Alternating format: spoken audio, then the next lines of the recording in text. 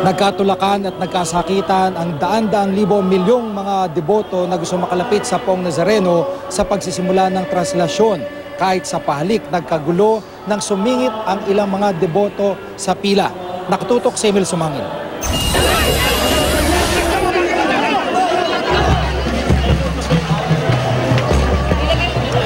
Pag-andar pa lang ng andas ng itim na Nazareno sa Quirino Grandstand alas 6 ng umaga, lahat nagkukumahog para malapitan, mahimas at mahalikan ang poon. Ang lalaking ito ayaw paawat kahit na may tumalon at kumapit sa kanyang paa. Kaya hindi na rin bago ang may nasasaktan o di kaya'y nahihimatay tulad ng lalaking ito na hinimatay kakatapos pa lang ng misa. Pero para sa mga deboto, baliwala ang mga ito, matupad lang ang panata.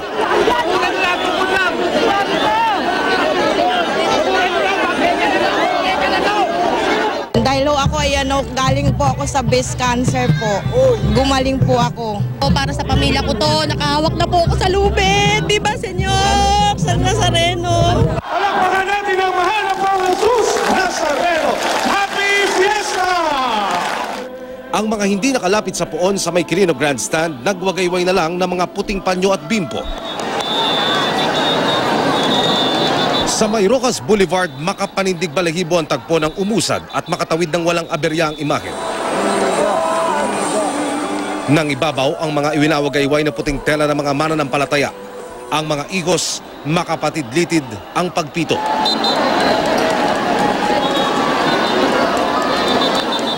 Maihatid lang sa mga mamamasa ng timon para mapagalaw sa wastong direksyon ang andas. Humantong pa sa puntong binuwag ng mga deboto ang MMDA barrier na nakabarikada sa kalsada. Ang hinahagkang lubid ng mga deboto mapapansing tila ba umuotso na. Kasabay ng mabilis na pag-usad ng andas. Marami ang nawalan ng malay, hindi pa man nangangalahati ang translasyon. Isinusugod sila sa mga emergency station na itinayo halos sa bawat kanto. Kapansin-pansin din na karamihan sa mga ika nga nila'y sumasalang sa translasyon at pumapanik sa andas ay puro kabataan na. Sa mga kasunod na kalyeng dinaanan ng andas, di pa rin mahulugang karayom ang dami ng tao.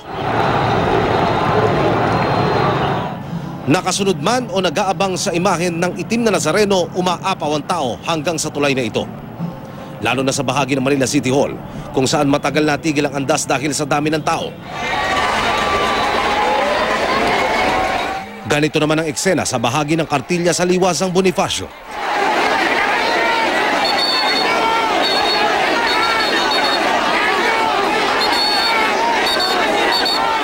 May mga debotong sumubok umakyat sa andas.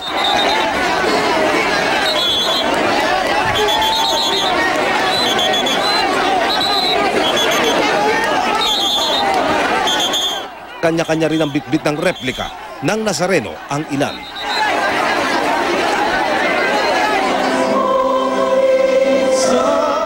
Bago pa ang translasyon, mataas na ang pagnanais ng mga deboto na makalapit sa poon. Sa pahalik pa lang, may mga nagalit pa ng baliwalain ng ilan ang pila.